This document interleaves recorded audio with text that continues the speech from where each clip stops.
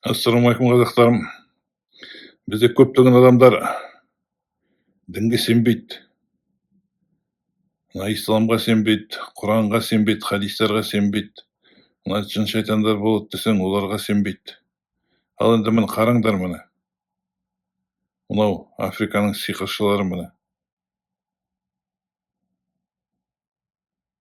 Қараңдар, көріңдер. Жын шайтан сиқыр бар ма, жоқ па? Көріңдер өз көздеріңменен.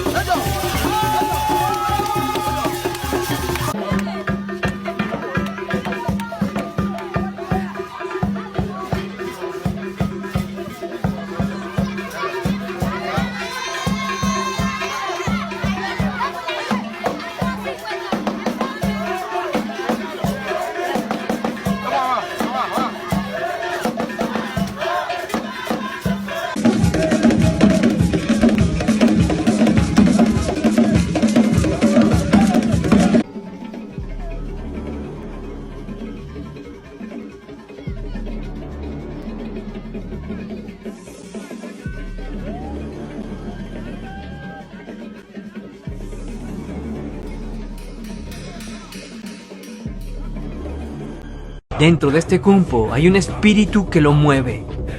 Los cumpos, al igual que los ambetos que ya analizamos en un video anterior, son mascaradas que los espíritus de la naturaleza espíritus, y en África estas creencias están muy arraigadas. De allí la gran cantidad de mascaradas donde estos espíritus pueden manifestarse.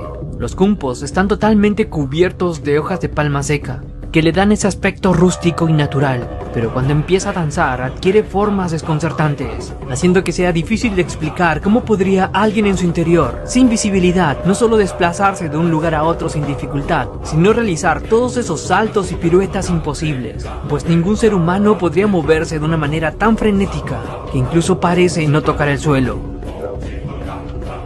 Dale like y suscríbete porque todas estas preguntas serán respondidas en el próximo video. Y aunque para nosotros sea difícil de entender,